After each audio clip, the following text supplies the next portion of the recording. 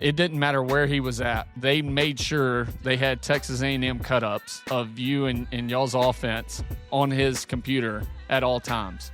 He watched Texas A&M cut-ups literally all off season. You bring in a new staff. I don't know if not only the coaching staff but the players know the history behind Alabama. People didn't know this, but I looked up to just from your game alone because you did that I couldn't do. The fake field goal, because Saban had already come to me and said, hey, we're going to run the fake here. And I knew it was a pass that I had to throw. And I looked at Mike and I grabbed it by his face and I said, I don't know where the this ball's going to go, but go get it. We're living in the good old days. Take a look around.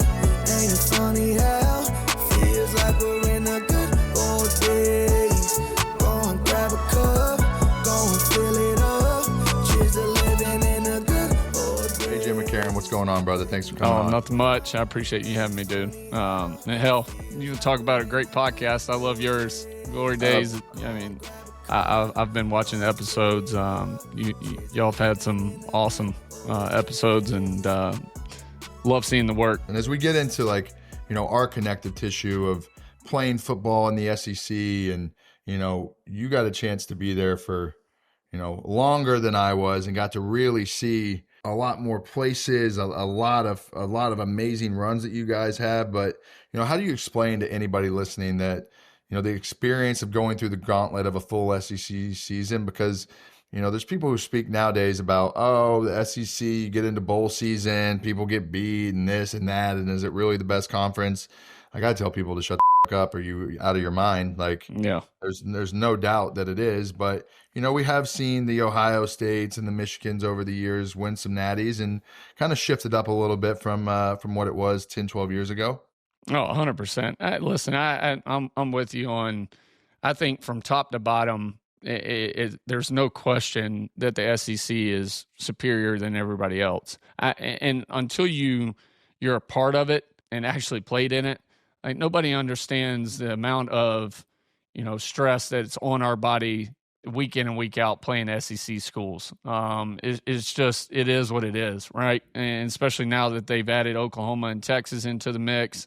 But even during our time, I mean, the SEC on a week in and week out basis was the closest thing to the NFL that you could possibly find, because you were facing a Texas A&M team that was going to have 8 dudes on defense be drafted or play in the NFL at one point. Hell, me facing LSU in the game of the century in 2011, they had all 11 guys that were draft picks on that defense. I mean, multiple All-Americans. So people don't understand it. I also think, when it comes around to bowl games, like for us, it was just so tough. If you weren't playing in a national championship during our time, one thing I always think about, because you always think as a competitor about the games you lost more than the games you won.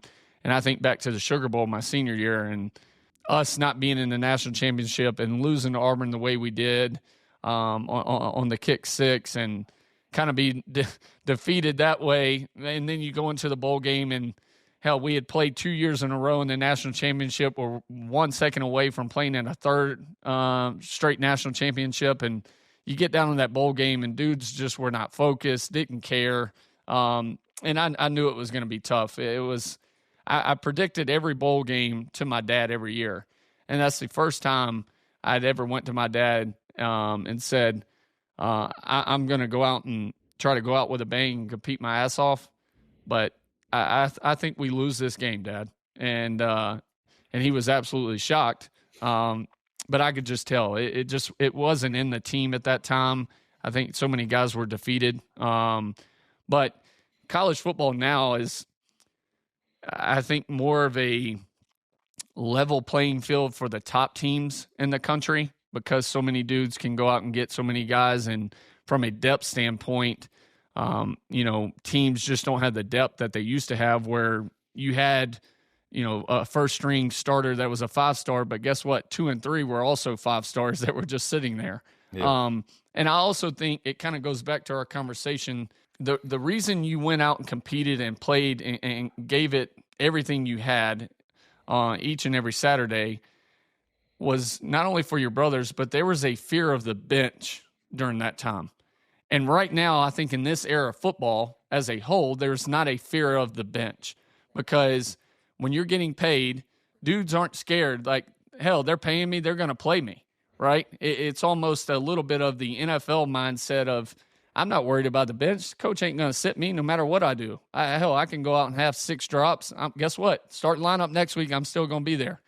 And during our time, hell, I dislocated my damn shoulder in the 4th start of my career versus Arkansas. And I'm the holder at that time, and I come over, and we had an injury timeout because the dude that hit me snapped his forearm, and I got lucky, and my shoulder pad's sticking up in the air like this. And I told Mike Williams, our tight end, I said, dude, I think I broke my collarbone. And I said, feel this. And he stuck his hand in my shoulder pad. He said, oh, shit, we got to tell somebody. I said, shut the fuck up. I said, we ain't telling anybody. And I knew the fake field goal because Saban had already come to me and said, hey, we're going to run the fake here. And I knew it was a pass that I had to throw. And I looked at Mike, and I grabbed him by his face, and I said, I don't know where the fuck this ball's going to go, but go get it. And as I'm throwing it, my shoulder goes back into place. By the grace of God, it spiraled right to him, hits him in stride. We score. I go straight to the sidelines. I told Jeff Allen, our head trainer, I'm like, hey, I got to go get my shoulder shot up. And so for the remainder of that year, I didn't throw a ball during the week of practice. Yeah. Not one. And we played in the national championship, but every Saturday I would go get 3 shots before we went out on the field. I get a shot up in the front, on top, and in the back to numb it up. And I would throw for the first time in warm-ups all week. And, that was the fear of the bench, though, because I had a 5-star number 1 rated quarterback out of high school, Philip Sims, right behind me. And there was a fear of the bench of like, damn, I don't want an injury to put me out. Like, I want to fucking play. So I think, we're missing that in college football. I would have thrown that motherfucking fake field goal left-handed for sure. There's a lot, that you said through there. One thing that fucking still to this day is I will see a highlight from it, or that fucking 2013 Auburn team pisses me off. The year before, 2012 Auburn was the worst team maybe in the SEC. Yep. They were so bad.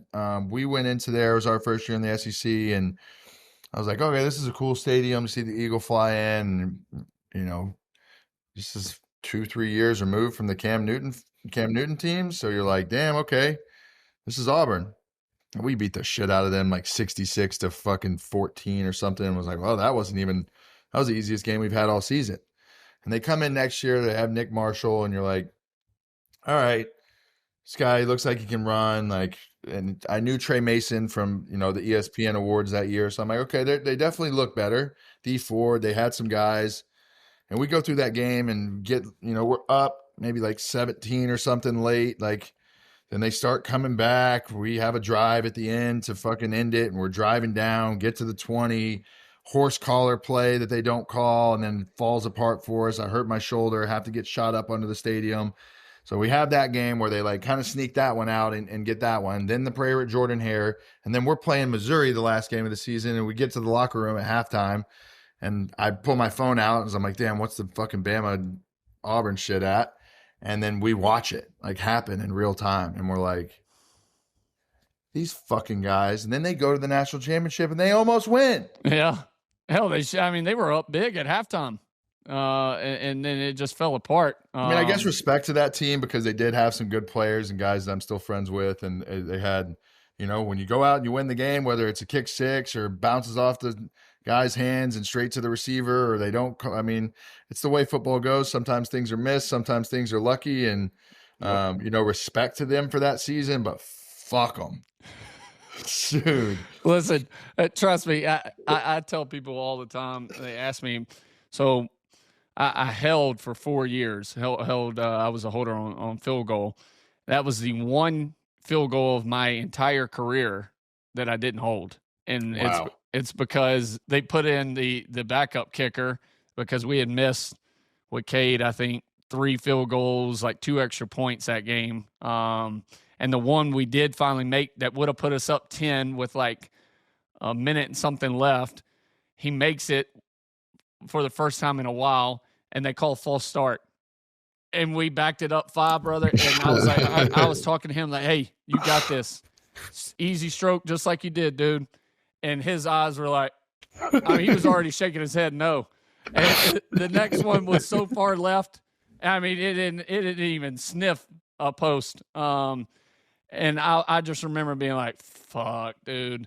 But I told Gus, I've known Gus for a long time. And when we went to the award show in Orlando later in that year, he was at the bar, and me and Dad went over and talked to him. And I told his ass then, I said, listen, I probably wouldn't have made the tackle, but you or somebody on that fucking sideline was getting absolutely suplexed, because I was coming in I was going to cleat the shit out of somebody. Like, it was going to be a riot. Somebody was getting hit.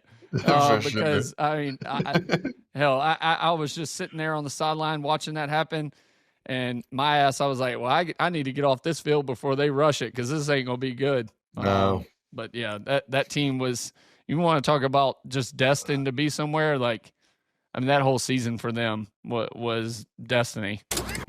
Football brings out all the emotions. It's why we love the game. But that feeling when your bet doesn't hit and getting hung out to dry by your old sports book, that feeling is a thing of the past with the game day guarantee from Fanatics Sportsbook. Here's how it works. Every single game from now until October, new customers get up to $100 back in fan cash if your bet loses. Guaranteed. And now, additionally, new customers can also bet $10 to get $100 in fan cash. So think about it this way. If you're betting with Fanatics, you're either winning or winning money back in fan cash. Fan cash that you can use for anything in the Fanatics universe, like apparel, tickets, events, and more. Why risk it with other sportsbooks when you can switch to the sure thing? Every single game day until this October comes with a guarantee. Your old sportsbook, they're out for the season. Fanatics Sportsbook has got your back. Go check it out yourself. Download the app today. Fanatics Sportsbook. Winning hits different here. Not available in all states. Terms apply. See Fanatics Sportsbook app. You got a gambling problem? Call 1-800-GAMBLER. That's 1-800-GAMBLER. In Connecticut, call 888-789-7777. In MA, call 800-327-5050. In New York, call 877-8-HOPE-NY. And in Maryland, visit mdgamblinghelp.org. Manning Passing Academy, baby. And, man, I heard the story the other day of you guys talking about it. I laughed my ass off. Everything you said, like, couldn't have been more true. And, like, as it comes down to it, right, like, we were in fucking, Thibodaux, Louisiana? Thibodaux, yeah. You had been a couple years before, so you were the fucking vet of being there. And old Roxy's. You're like, you know what? They're gonna take you out tonight. You're gonna have a fucking good time. And I'm like, well, fucking hell yeah, let's go. This is amazing. You got out of there a little bit earlier because you know what the next day entails. I don't. I'm the last person to leave the fucking place. So I, am crippled damn near walking back into the dorm room and, hop on the bed, probably pass out fully clothed. But I go take my phone, plug it in. And it was just like one of those things where I either like rolled in my sleep and like yanked the cord out of the wall. But like, as I wake up at like whatever fucking time it was the next day and like grab my phone in that panic and I look and it's dead. And I'm like, oh, this is going to be really, really fucking bad. And then like, just because of like how talked about I was after the Heisman and all the things I was doing in that offseason before, spring break and this and that, and me being an asshole on fucking Twitter and social media and just like asking for it. There was so much talk about what had happened or where he was. And a lot of people obviously came at you and were like, where the fuck's he at? And you're like, I'm doing my own shit. I got my own shit to come out here and be a counselor and worry about myself. Like, I'm not Johnny's fucking babysitter. And it's like, he's fucking goddamn right. Like, he's not. But walking back into there, I was like, man, I'm so sorry. I made a mistake. I was, I overslept, my bad. And they're like, it was like somebody had told them something that like happened the night before that like I went off campus. I remember what it was. So I was about to say I heard a story, I but I remember didn't hear it what it until was. after. Some guys and me were talking about going to fucking New Orleans. Yeah. We were like, I was like, for the next night or whatever it was, I'm like, yo, I'll get us a driver and we can all hop up and go down to Bourbon for a couple hours. Then they'll bring us back at like 3 or 4 in the morning. So I think they thought they were like, we did that night because it was definitely something between the guys that we had there. So my boy Logan Kilgore, do you remember him? Yeah, of course, Middleton? of course. So after all this happens, then the last, I think we had a day or two left, and Mr. Arch was like, hey, it's a bad, sucks scenario everybody's going to be in. This is what's happening. I was all right. And I remember asking Logan, like, hey, this is probably a day or two after. I'm like, what the fuck happened? Like, because he stayed. I told him that night, I said, hey, I'm going in early. And just because I knew that first night when it was, that wasn't the night where Coop gets up and sings. I think it was the next night when he does that. And I knew that night was going to be, like, that's usually when everybody goes hard. And so I was like, all right, I'm going to call this night early. And I remember asking him, like, the next night at Roxy's probably, I was like, what happened? And he was like, I don't know. There was talks about all of us getting in a cab, going to New Orleans down to Bourbon Street. I was like, what? And I was like, are you serious? He was like, yeah, it was getting a little wild there. I was like, No, oh, man. shit. After it happened too, obviously, like I was understanding of the responsibility of being a camp counselor there and what an amazing opportunity it is to go and do that, because you do, being in the SEC, how much you love the Mannings and what they mean. And, I was a Manning Award winner the year before, so had met Art, had met, everybody in the family really, and had so much respect for him. So when they sat me down and told me that, they were going to send me home, I just remember being like, man, this fucking sucks, because it means a lot to me. These guys mean a lot to me. And this is something that I won't be able to ever really fix or get back. The consequences of the media and what comes with it and all that didn't mean anything to me. I can handle that. I can handle walking into SEC media days and getting my ass kicked for a couple hours, whatever. It was more the stain that it left on them for a couple years, and obviously letting down the Manning family, because I do respect them so much. And luckily, throughout the years, I've still been able to get in a multitude of situations where we've had really good talks. Feels like it's water under the bridge. Yeah. And feels like it's all okay, but it's definitely something that, a moment that we share in time that I look back on my college career and I'm like, fuck, man, just go 50% for one night at the bar. Well, I'll tell you, the hardest thing for me, dude, and like you said, we never talked about this. The hardest thing for me was how I felt like you were always somebody that, people didn't know this, but I looked up to just from your game alone, because you did shit that I couldn't do, right? Being able to run around and I every once in a while I'd pull out like, oh shit, AJ did some athletic shit right there, and I would, at practice talk shit like, yeah, I'm in my Manziel bag, like y'all didn't see that coming, or I'm in my Vic bag, like it was just, and it put a hindrance on, I felt like our relationship because of how much I loved watching you play. And I'm like, this dude's fucking just special. So I was always knocked as, oh, he's nothing but a game manager or anything. But like yours was, oh, well, he's got some lucky plays. And it's like, no, but this is what this dude does. And I loved watching it. And it always made it fun for me, because I just like watching different quarterbacks and how they can be successful. And for you to be successful at such a, high stage in football, playing the way you played was, and my favorite quarterback of all time was Brett Favre, because he played with such a passion that you just didn't see anybody else. Like, he played like he was a kid. And when I watched you play, like, that's what I thought of.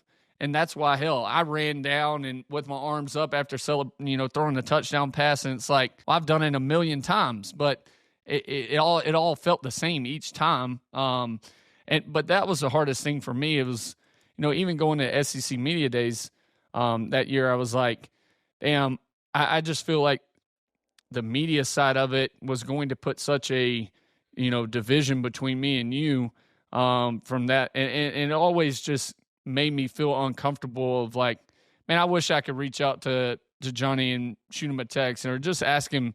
At the same time, I'm like, dude, I don't know how all this played out to where, is there still a friendship there? And hell, like you said, we were rooming together and shit, we were having fun. And listen, I knew you liked sleeping in.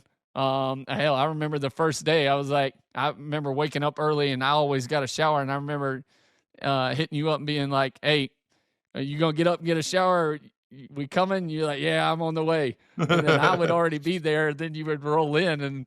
And so, I mean, that was the biggest thing for me, personally, just looking back on that time, I'm like, damn, I felt like I missed out on times of us being friends and having fun and conversations that we could have had throughout the years. And even from when you were in Cleveland and I'm in fucking Cincinnati, and sitting there watching all the shit go down for you. Cause it's like, dude, I fucking hated it for you because I was such a big fan. Somebody that I felt like deserved their flowers. But at the same time was, in such a tough situation, one from being such a young dude in that spotlight. Right. And people don't realize until they go through it.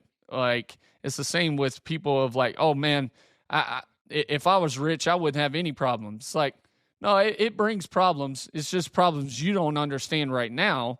But when you get to that point, like you'll find problems because it's gonna come. And for you, going to an organization where, I mean, you had to be an absolute savior. Like, that's hard. I mean, that as a young dude, that's hard to do, and everybody knows that organization wasn't.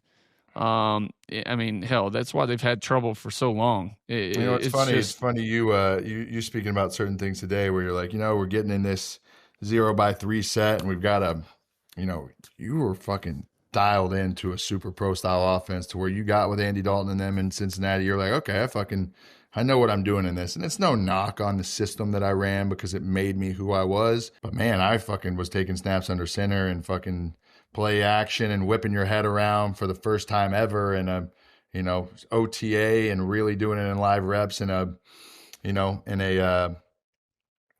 preseason game week 1. So it's just like, I didn't know shit about coverages. I didn't know shit about protection. Right. And it just like, it definitely put me behind the 8 ball. And when you're not like taking that as like, I took that uncomfortability of not being comfortable doing that stuff as one that kind of made me nervous and like anxious to the point of where like I didn't really work hard to like get comfortable in it. I just kind of let it eat me alive a little bit. And it was one of those things where I'm like, I'm so talented, I'll be able to figure it out eventually. Eventually it'll make sense. Eventually it'll slow down. And that first year for me, it never really did. I mean, shit, you were on the sideline for that 30-0 ass whooping at the end of the season.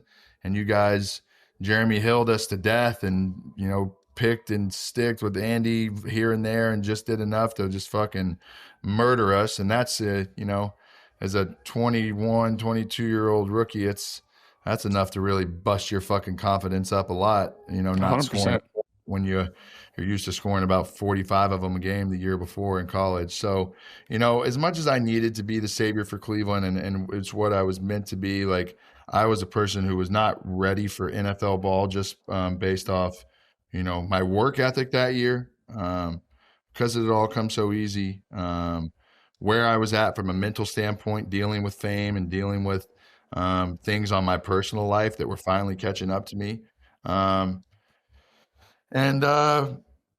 Yeah, Cleveland is a really tough spot. You know, I've been getting an unbelievable amount of shit for it because at the end of the day, as I sit here today, I feel some type of way about them, and I don't like them, and I don't have to. Just Yeah. the same way you don't like fucking Auburn, you don't have to. Yeah, it comes with being a guy who's played at Alabama, but you know, it comes with a guy who played for Cleveland, had things happen in the organization that realizes why they are the way that they are, and you know, it comes down to first you look in the mirror and you take accountability and reflect on what you could have done to be better because it always starts with you. But secondly, there's always two sides to every story and two pieces to make it work. Hey guys, real quick, I want to give a big shout out to our amazing sponsor, Athletic Nicotine. If you're looking for a clean, sustainable energy boost without the jitters, well, this one's for you. Athletic Nicotine offers the lowest dose, slowest release, tobacco-free nicotine made right here in the USA. And it's free from artificial sweeteners and any microplastics. Whether you're an athlete or just someone who loves getting in that flow state, this product is designed to gradually lift your energy and help you stay focused and sharp without crashing. It's perfect for shifting your mindset and keeping you in the zone all day long.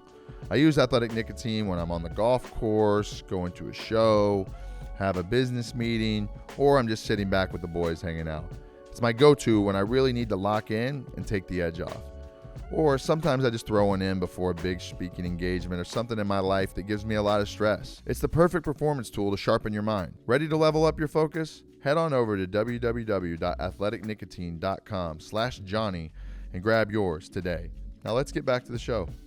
Obviously, as we get into the matchups of, you know, us playing you guys, you know, I enjoyed the podcast the other day where you guys were speaking about the week of practice in 2013 before our rematch in College Station.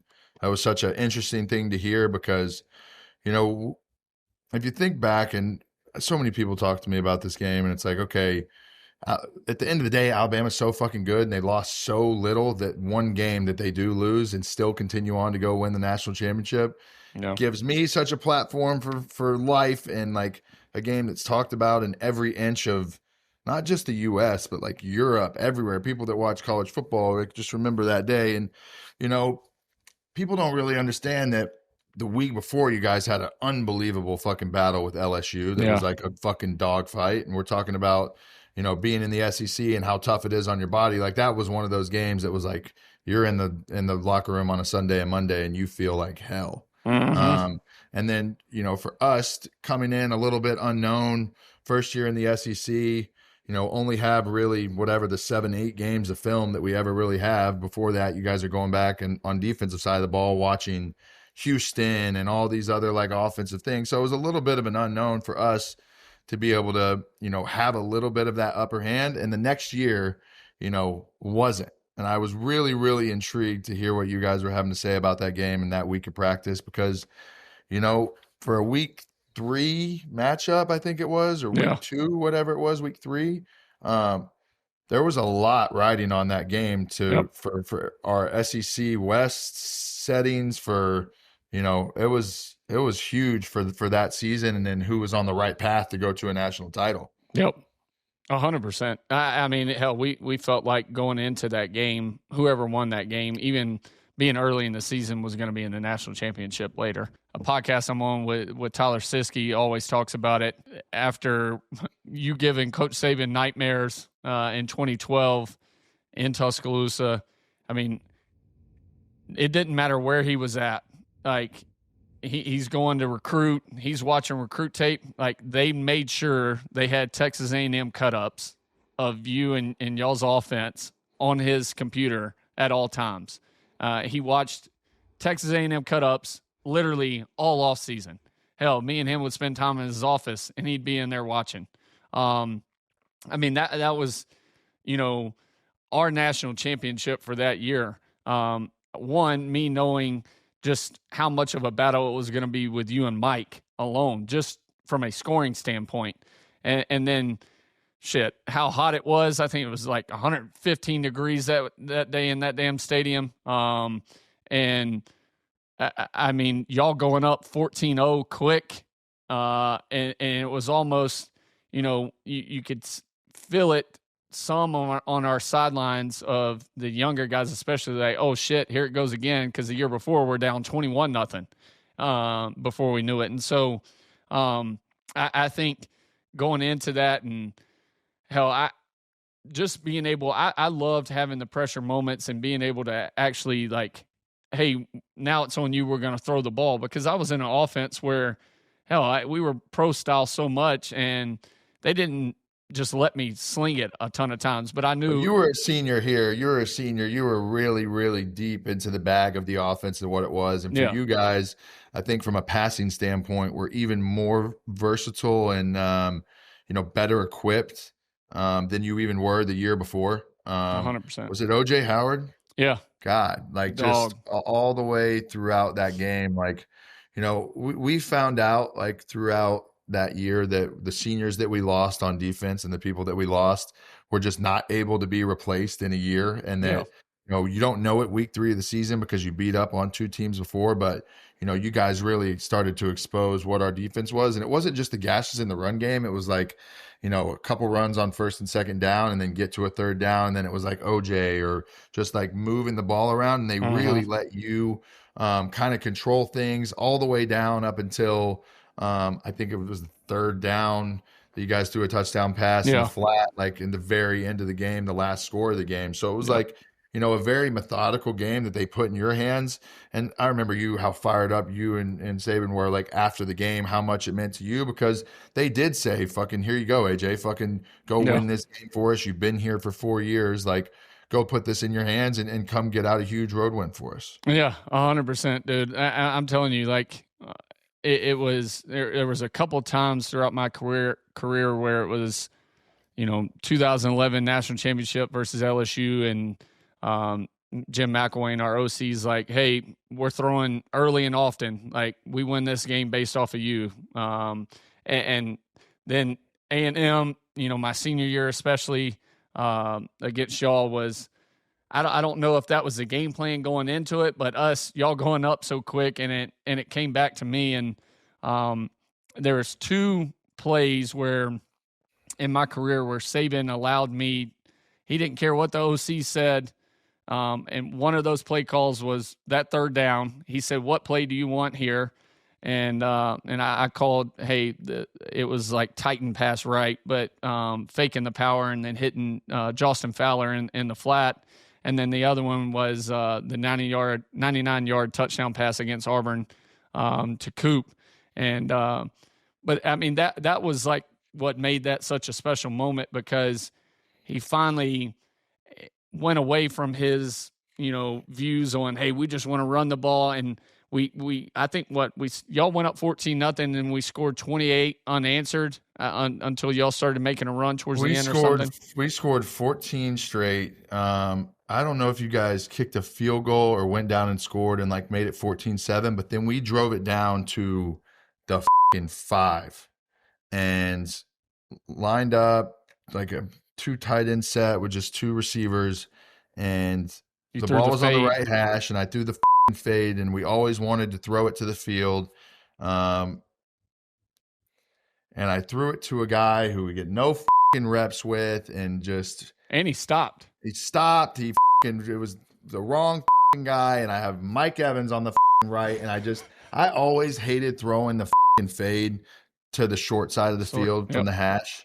It just, when you're in the gun so much and you don't get it as quick as you do under center, it can get short on you really quick. Yep. And I go back, I've watched that game 100 times, and Mike smokes him off the line. It's one of those ones that you just get up quick and throw it, but he stops, you throw the pick, and you're like, motherfucker. I get back to the sideline, my coaches are like, are you dumb? You got Mike Evans, he's got 150 yards in the first quarter. What are you doing? I'm like, man, I'm just going to like our day 1 rules where you throw it to the field. And it's like, what are you talking about? The field is Mike Evans, dude. What are you talking about? And then you guys go on an offensive run. We're down at half, which is kind of like, what the just happened? And then, you come out in the second half, we get the ball. We throw a seam route that just like came out a little bit short, but like still felt like I threw it well. And then it just gets popped in the air. Sunseri catches it. I'm madder than a hornet. He jukes me out of my shoes, and it's a pick six. And the next thing you know, you look, and it's like, is it 35-14 or whatever it is? Yeah. And what the is going on?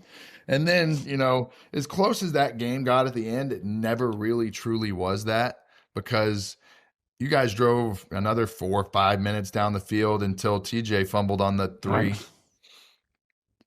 And I couldn't believe it. Oh, dude, I still to this day, I remember turning around, sticking it, and as soon as he got hit, somebody beat somebody off the line, and I just remember the ball coming out, and I was like, I hope this dude jumps on the ground on the ball, because if he picks it up, it was somebody, I can't remember, it was big. I was like, fuck, I'm going to have to make this tackle because this is not going to be good. But, yeah, after that, and then, you making just like an unbelievable plays, Mike making unbelievable plays. Hell, I think y'all hit a 90-something yard touchdown pass, didn't you? On the 5 from that fumble.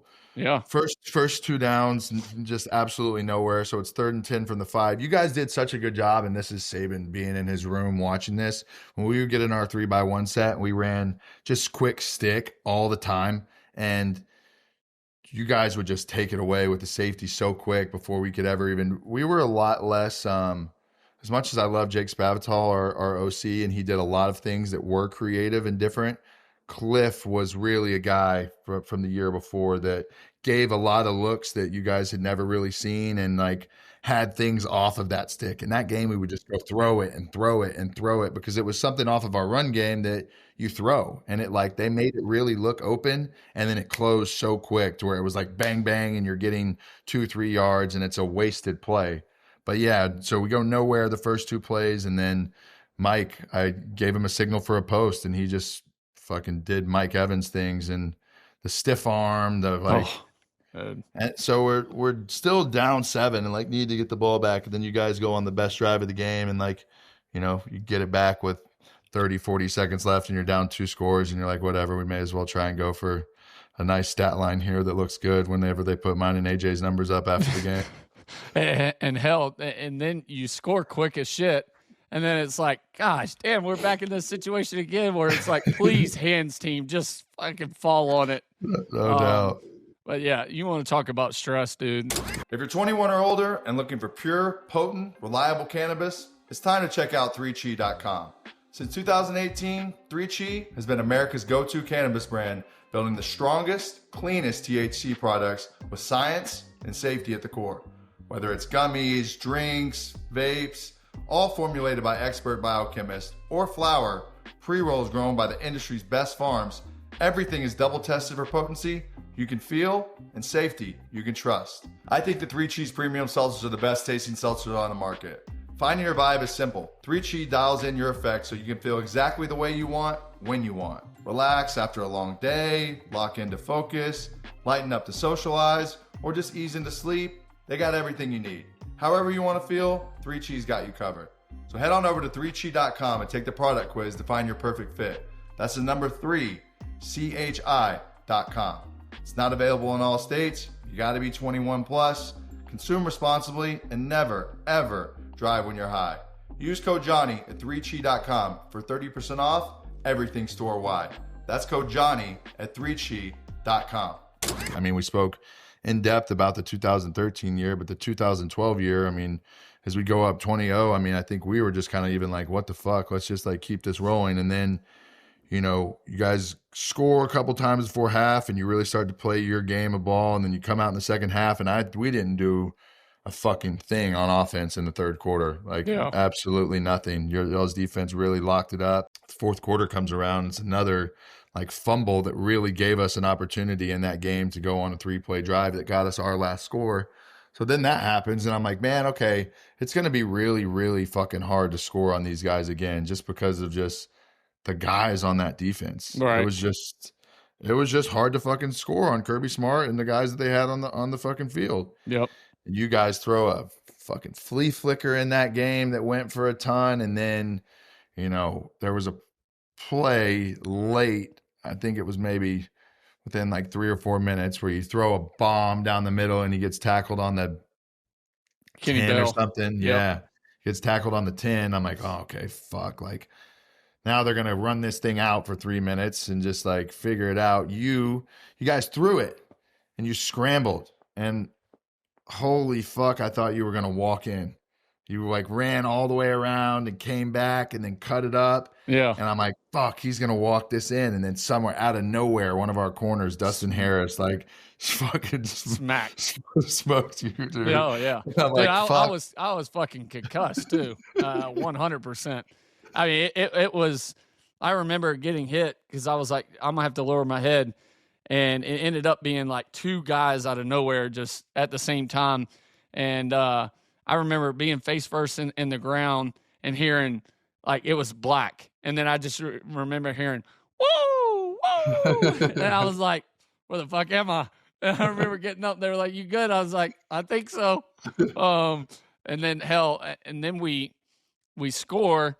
And then we're trying to go for 2. And we have Kenny Bell running. It was a like fly motion, and we hit him on the run. It was supposed to be create a wall basically to shield everybody, y'all in man coverage. And but Kenny Bell, we had been repping this play for a fucking year, dude. Kenny Bell was never the guy running this route. And so I can't think if Kevin Norwood was out with injury, but he was the guy, him or Christian Jones. And one of them was hurt, and then they stuck Kenny in, and I was like, we'll see how this goes. And, I mean, the timing was so fucked up. I didn't like it because it was into the boundary, and you're trying to roll and throw on the run into the boundary, and hell, then y'all pick it off at the goal line right there and run out. But then we still, like, even after that, what people don't know about that game is there was like fucking 2.5, 3 minutes left, and we go 3 and out. We get it to maybe 3rd and 4 or something.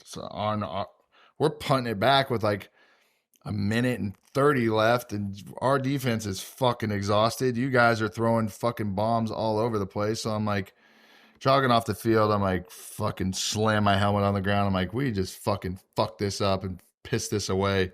And I get to the sideline, and Kevin Sumlin's like, don't worry.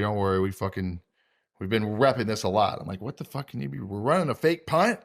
We're going to fake punt this bitch on our own 30? You got balls like that? No chance. No chance. And I see them like watching the game really intently, and they're like, we're going to go with a hard count on the punt. And I'm like, all right. They're going to be going after this for sure to try and block it and give them a short field. Why wouldn't they? And then like for it to work, I was like, man, this for us was we offense played great in the first half with maybe 2 drives in the second half that were worth the shit.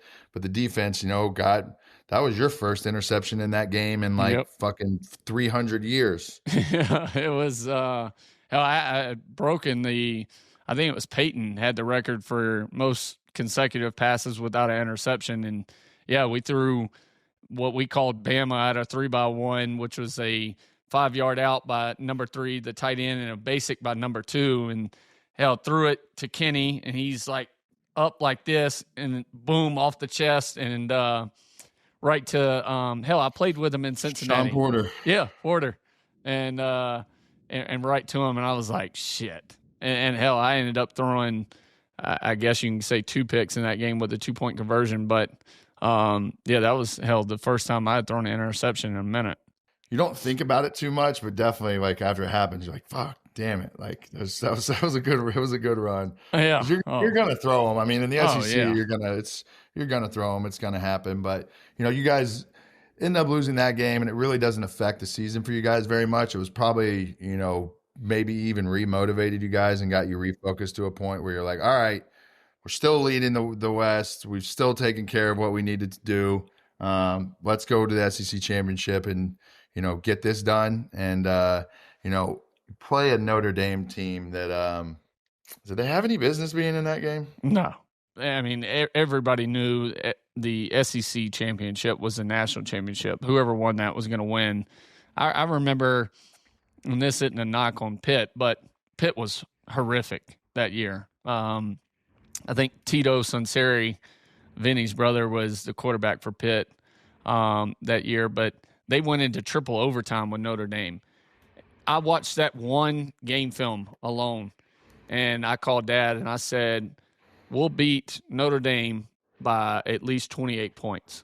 And he was like, AJ, and he knows I like talking shit, and he's like, "No, the fuck you aren't. They're number one in every category in defense. Like you're not being." I said, "Dad, I'm just telling you, they're gonna prepare for the run. They're gonna play their quarters coverage. We're gonna come out throwing. They're not gonna have a chance. Like we'll beat the shit out of them just off that one game." And you want to talk about some big ass dudes though? I mean, they had Tuitt, they had Nix. Manti, they had some big-ass dudes on defense. I remember them running out for warm-ups, and I was standing on the sideline, on their side, tossing the ball, and these dudes ran out in their pads, and I'm like, fuck, these are some big-ass dudes right here. But they did not play that way. They weren't very good. Being in the SEC, you do see some teams that come on the field, and me being fucking as small as I was like, God damn, that LSU roster that year was fucking as big as it gets too. Massive. So the clip of you guys walking out of that game onto the field for the first time, and Notre Dame just kind of sitting there like in the tunnel. Yeah, dude. Like, what the fuck did we get ourselves into? We should have lost that game versus Pitt. Listen, that wasn't the second best team in the country that year. I could think of other teams in the SEC that were better than them. As we talk about you a little bit more and your time in Cincinnati, as you get drafted there and you go through the draft, did it feel like a good fit for you? And what was your situation and enjoyment like as your time in Cincinnati? It was. I was blessed to have an OC in Hugh J. And with having Hugh Jackson, I think brought me my confidence back, because here I was, a guy that achieved so much in college, had this label of game manager for whatever reason, but I felt like, damn, every time I was given the opportunity to go out and win a game, I did it. And when y'all asked me to go win games for you because we couldn't run the ball or whatever, like I stepped up in the the toughest games there were, and so to fall in the draft and have so many bullshit rumors go out about me and he wasn't a team player. I'm like, dude, I was voted captain fucking every year. Like that makes no sense. And then the Senior Bowl deal. People didn't realize, like, I re-injured my shoulder the same way my senior year against Tennessee. I'm going for a touchdown run. I dive for the pylon, extend my right arm, mess up my AC joint, labrum, all that. And I had to get shot up again for the rest of half of my senior year. And I was asked by the doctors to not play in the Sugar Bowl. And I said, fuck it, I'm gonna go play. Just shoot it up like we've been doing all year, and then I'll deal with it after. And I left straight from New Orleans and went straight to Birmingham to Kevin Wilk and for rehab. And I spent the first month of prep, which is so important for the combine and pro day and everything. I was laid up doing rehab, trying to get my arm where I didn't have to have surgery. And they, Phil Savage, who I can't stand, but former Cleveland guy, was running the Senior Bowl at that time. And I remember finally being in Jackson, Mississippi at their D1 training complex and getting a call from him and saying, hey, are you going to play in the Senior Bowl? And I said, listen, I can't throw the ball 5 yards. Like, literally could not throw a ball 5 yards without my shoulder being shot up. And I said, I can't play in it, but it's in Mobile. It's in my hometown. I've gone to the Senior Bowl my entire life. Like, I'd love to be a part of it and help sell tickets and do like people do. Players go down there. And he called me back. He said, I'll call you back in 30 seconds. He called me back in 30 seconds, and all he said was, no, thank you. We don't need you. And he hung up on me. And then he comes out with a report where, AJ thinks he's a first round. Well, fuck, everybody thinks they're going to be a first round. And I talked to multiple teams talking about picking, at the end of the first or second. And then all that shit comes out, and I fall to the fifth. And so going to Cincinnati, a place like Cincinnati where Hugh Jackson had some shit about him, right? Like he talked shit. He didn't care what people thought. And that helped bring my confidence back, because when I got there, he was like, I want you to be you.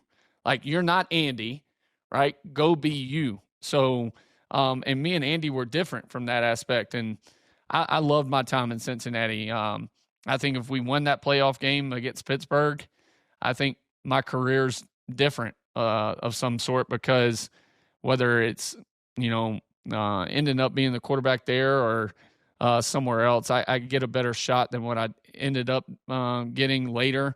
And I kind of got stashed there for a couple years after that. And hell, we all know the NFL is based off of what are you doing right now. And if you play well and you don't, and you get traded, well, then you get a good contract. But if you have to sit there for a while, I mean, people forget about what you did that season when you actually did play and take them to the playoffs and everything. And but I loved my time in Cincinnati, dude. And then it was just weird how they did things. I mean, Hugh J ends up after 2015, us making the in the playoffs and almost beating Pittsburgh, and he takes the job in Cleveland. And then you got Sashi, that's not a football guy, that's an analytical baseball guy, and he's running things. And Hugh J wants to trade for me, and I get a call at 3:30. Deadline's at 4. And my agent's like, "Hey, are you? I just want you to know you're about to be traded to Cleveland."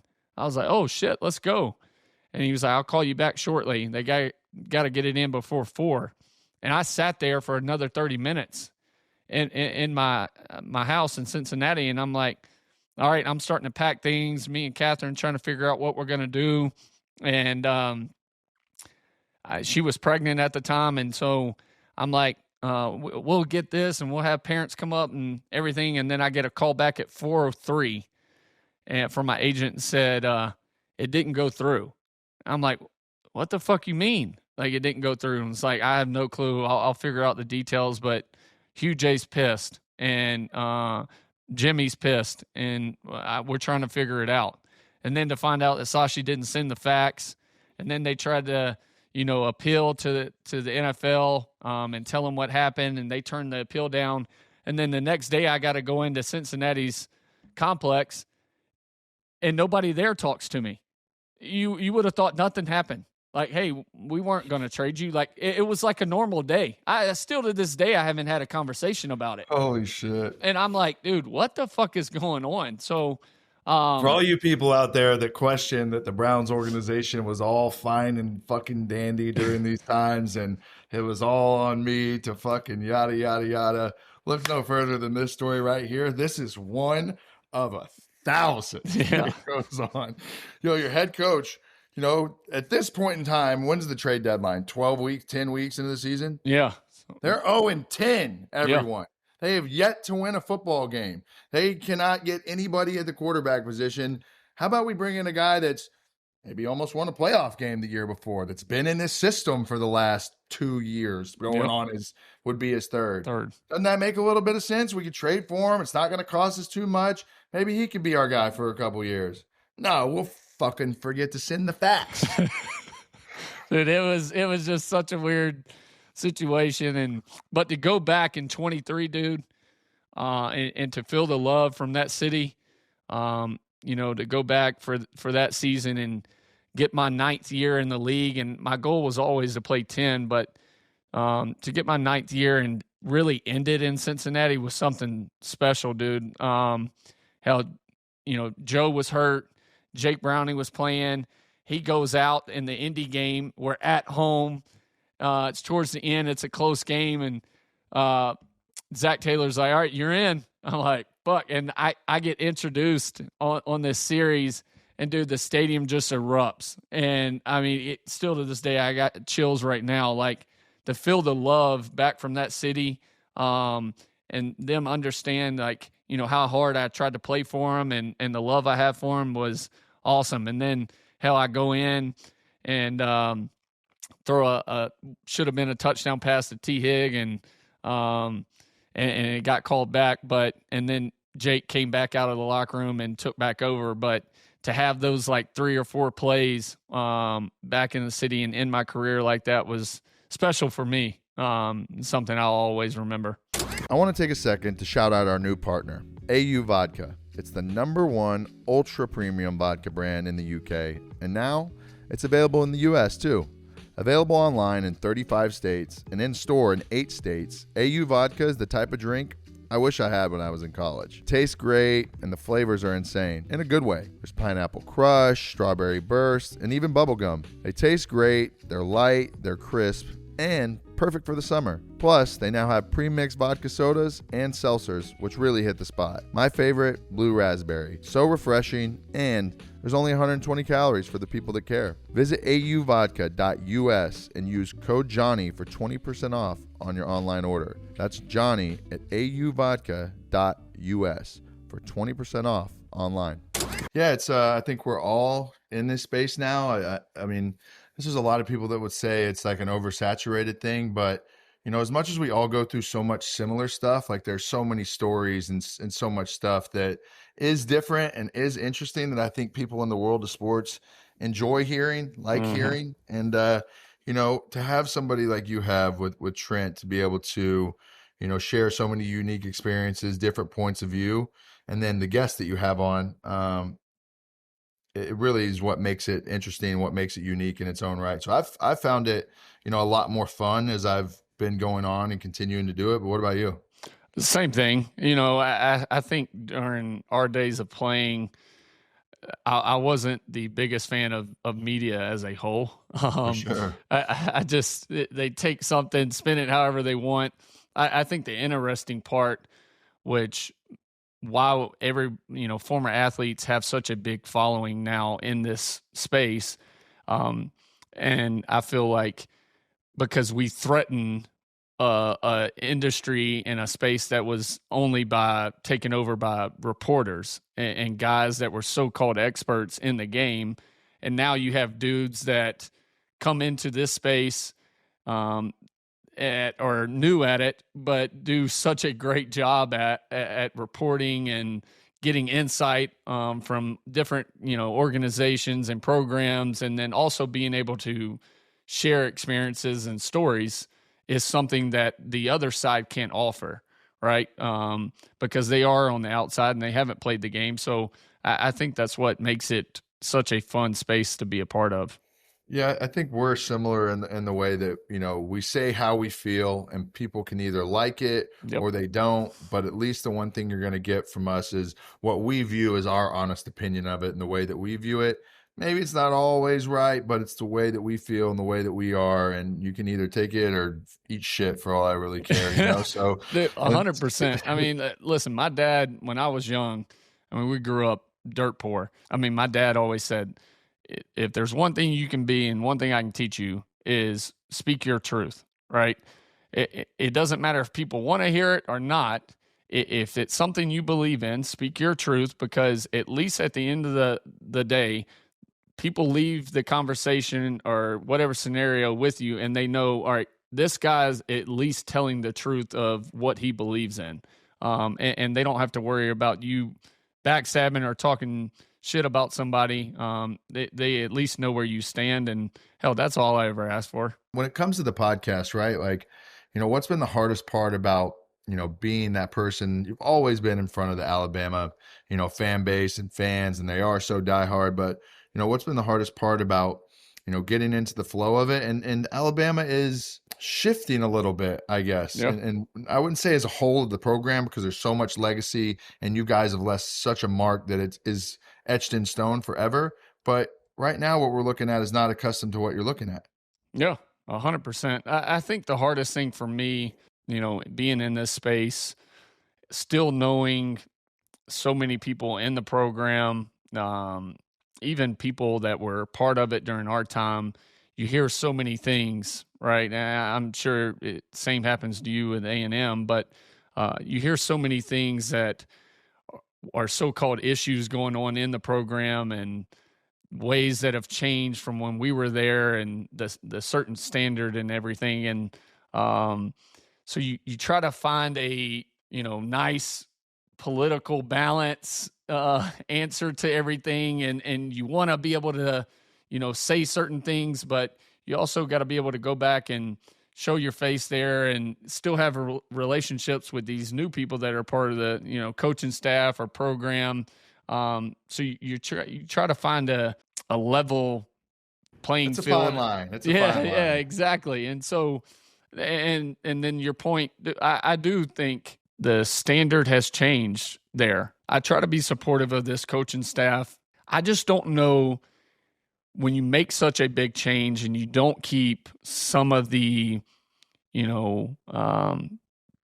serious threads that held that place together for so long, and made it what it is, and you don't keep those people around, that you bring in a new staff. I don't know if not only the coaching staff, but the players know the history behind Alabama and Alabama football. And that's been my biggest message, is growing up in the state. I wasn't an Alabama fan. I was Miami Hurricanes all day long. Everything I had the U on it. But I grew up around people, and my family were all Alabama fans, in areas of poverty where I knew what an Alabama win on a Saturday meant for those people. And I knew it changed their outlook on life. It helped them live an extra day. It meant that much to them. It helped save relationships and marriages and friendships. And I don't know if there's enough of that in the program at this point right now. And I think that's a little bit of the shift. And I think other guys that I played with and that coached me, kind of say those same things when they look at the way it is right now. But my deal is, you knew what type of Coach DeBoer was when you hired him. You knew it was a night and day difference between him and Saban, right? From just a demeanor standpoint. So listen, you made that choice. You got to get behind him, support him, and hope for the best. Hopefully, I mean, it hasn't been great, the ending of last year and then going into this year so far. I think the one thing that was so special about the program, that I always had so much respect for Coach Saban and the way that he did things. I saw a TikTok the other day of Lane talking about, when we were winning, he went harder. And when you're losing, you're able to show a little bit of, which didn't happen a lot, so it's not a lot of these instances, but you're able to show a little bit of grace, of understanding that, listen, this is a team sport, and some days, very rarely over a 10-year period, you may get beat. And it's like, shit, we didn't play our best. We did some things here and there that you have to clean up. But when you're winning, you have to go harder. And the little detail of what it was, and you hear it from stories you've told, a multitude of people have told throughout, there's a standard and a way to do things that, like, you win a national championship and the next morning at 7:30, you're getting a call to your staff that's like, yo, we're fucking behind. Yep. That is a way of doing things, and a way of, going about your business that is different than the rest. With today's day and age of kids, it doesn't matter if you're at Bama or Florida or Georgia or wherever. This generation of kids is different. They are a lot more entitled. They are not all the way around, but there's definitely a lot more laziness, and like, you're getting paid. So the problems that come with that, you have to have somebody in that role of a leader that has the discipline, has the ability to jump your ass and put you in a place where you don't fucking know everything. It's 16, 17, 18 years old. You don't. Whether you think you do or not, and you're pulling up in a Benz and have $100,000 in your bank account, you may feel like it, but you don't. And that's been one shift that you see that comes out and on Saturdays, like the discipline of what it is. Like the greatest clip probably of you of all time is being up 40 points in the national championship game, and you and fucking the center getting into a fucking fight. It's the best, but that's the standard. I don't give a fuck if we're up 40. We're not trying to go drum them, but we're trying to do what we've done every single day since me and you have been together. Get it fucking right. And I'm going to be pissed at you if you didn't get it wrong. That's what it's all about. And you don't see that right now. You don't. It was so, ass backwards during our time of what people would have thought when it would have been bad. Like after you come in and play, your ass off and beat us, and people probably think, oh, well, they got their ass chewed out the next week. Like that's not how he did business. Like that was probably the easiest week of practice after, because it was more of, hey, let's just get back focused on us. Let's do what we need to do. Like it wasn't a crazy week. When it was crazy was when we're on a 4-game, 5-game win streak and we have, Chattanooga coming in or Georgia Southern coming in or Colorado State coming in. That's when it was psychotic, and that's when it ramped up for the craziness side of things, because he didn't want you to rest on your laurels of thinking, oh, you're at Alabama, we're automatically going to go out and win. I mean, we would play some of these teams and you would think they were the New England Patriots, and with Tom Brady coming in, and everybody knew they weren't, but that's what the standard was during that time. And like you said, we've both been paid a ton of money, probably more than we ever dreamed of, right? When you make money, and college is so different from NFL, because when you're getting paid in the NFL and you don't perform, you lose your job, right? There isn't guys getting cut in college. They're just able to just free agency every year. Somebody also pick them up and right. Give them everything that they want and tell them how amazing they are and give them the recruiting pitch to get them to go somewhere else. And then they'll just leave and just be like, that never even happened. 100%. And I think we have a serious issue with the college game of, one, it not being like, if we're going to pay them, go back to the true form of NIL, where, all right, Manziel should have gotten a cut of every number 2 A&M jersey that was out. The NCAA during our time kept saying, oh, well, we're not using your name, image, and likeness, but you could go on the NCAA website, type in Johnny Manziel, and the number 2 Texas A&M jersey would pop up. Well, how the hell are you not using my name, image, and likeness? Right? For sure. Like, come on. It doesn't say my name on the back, but everybody knows who the hell is wearing number 2. When it's not incentive-based pay and you're just paying these kids guaranteed money, like what's pushing them to go out and to achieve anything? Hell, they already got everything they want. Winning for us during our time was the only thing that mattered. Like you got inside those white lines, you played hard for the name on your back, the school, and each and every guy next to you, no matter if you liked him or not. Hell, I wasn't there to be best friends with every one of my teammates. I had a certain amount of dudes that I rocked with, but I wanted dudes around me that cared about fucking winning. Yeah. And that's the biggest issue, right? I don't know if you have enough of those guys that are building a brotherhood and a culture in this day and age of football, because everybody's a mercenary and just able to leave year in and year out. And I think that's why, people gave shit to Dabo Swinney about not going to the portal for so long. But when you look at it, Clemson's probably been the most consistent team year in and year out of at least being able to make the playoffs or be up there in the conversation.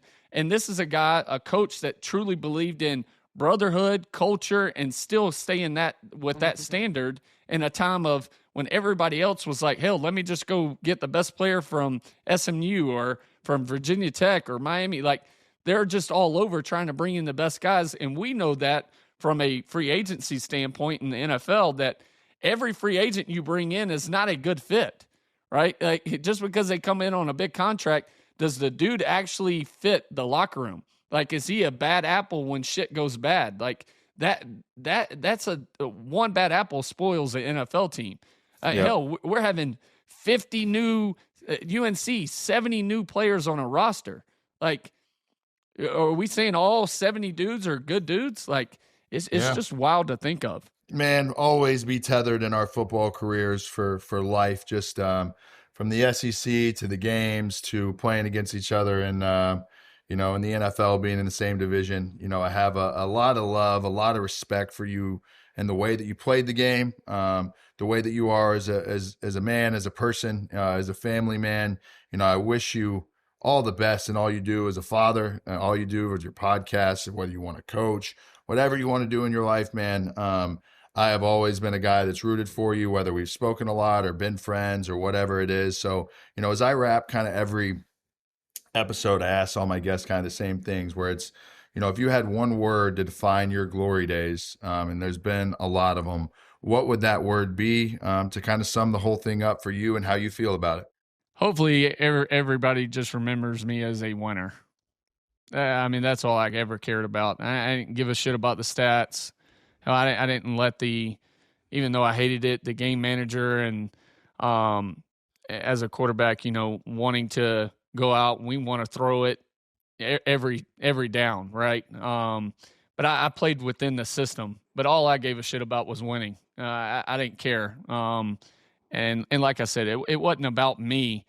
Hell, growing up in the state of Alabama and my dad telling stories and his friends on the fire department telling stories of, man, when you were born, and your dad always talks about it, from years back when you were little and you were 2 years old in the crib, just throwing a ball or throwing it in the trailer, double wide trailer y'all lived in. And you slinging it, your dad would run around and tell everybody you're going to be the quarterback at Alabama. Like that's what, just makes me, have so much pride. I wanted to win so bad, was because of that. As you should, brother. Nobody can take that away from you. And I think if you look at your life, off the field and what you're doing in life now, I think you're still winning at that as well, because it's, it looks good on you. You seem like you're doing well. Yeah. And I always wish you the best, brother. And anything you ever need from me, you got it without hesitation. So keep in touch. I appreciate you taking time out of your day. And, man, let's keep winning at life. Let's do it, dude. And I appreciate you listening. I know we hadn't been able to talk over the years, and it's awesome. Hell, it feels like a weight lifted off of me personally, to be able to have this conversation with you, and somebody that rooted for you as well, for all these years. And for somebody that went through so much shit, and to see you thriving and being successful, like it's awesome. Proud of you. And shit, I love you, dude. And if you ever need anything, just reach out. All love, brother. This is, man, Glory Daze with the legend himself, AJ McCarron. Appreciate you guys listening.